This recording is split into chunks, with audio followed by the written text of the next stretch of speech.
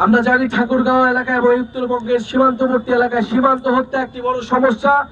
ভারতীয় সীমান্ত রক্ষী বাহিনী বাংলাদেশের নাগরিকদের নির্বিচারে গুলি করে হত্যা করে, বাংলাদেশের মানুষের মানবাধিকার হরণ করে।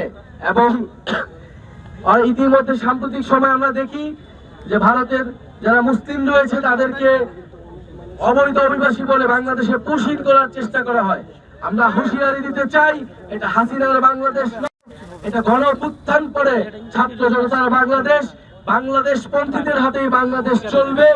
ফলে এই সীমান্ত হত্যা যে কোনো মূল্যে আমরা বন্ধ করব এবং উত্তরবঙ্গের ঠাকুরগাঁও সহ অবহেলিত জেলাগুলো রয়েছে সেখানে কোনো ধরনের আঞ্চলিক বৈষম্য, অর্থনৈতিক বৈষম্য থাকবে না।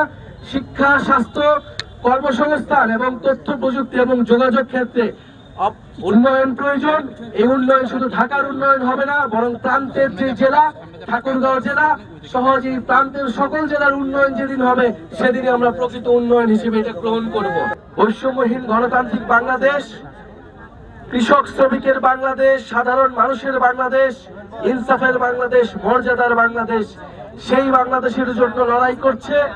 আমরা মনে করি ফ্যাসিবাদী ব্যবস্থার বিলোপ এখনো হয়নি, আগের সিস্টেম রয়ে গিয়েছে। বলে সেই সিস্টেমের বিলোপ করে নতুন দেশ গঠনের জন্যই এই নতুন পার্টি এবং আমাদের কর্মসূচি। ইনশাআল্লাহ ঠাকুরগাঁওতে আমরা আবারও আসবো। জাতীয় নাগরিক পার্টির কার্যক্রম সারা দেশেই চলছে।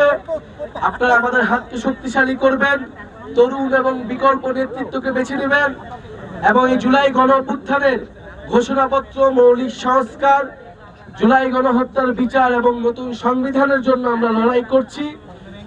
অবশ্যই জুলাই আগস্টের মধ্যে জুলাই ঘোষণাপত্র দিতে হবে এবং এর সাংবিধানিক ভিত্তি থাকবে এই জুলাই ঘোষণাপত্রের।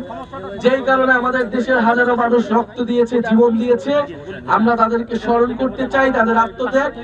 সেই আকাঙ্ক্ষার ভিত্তিতে বাংলাদেশ হবে।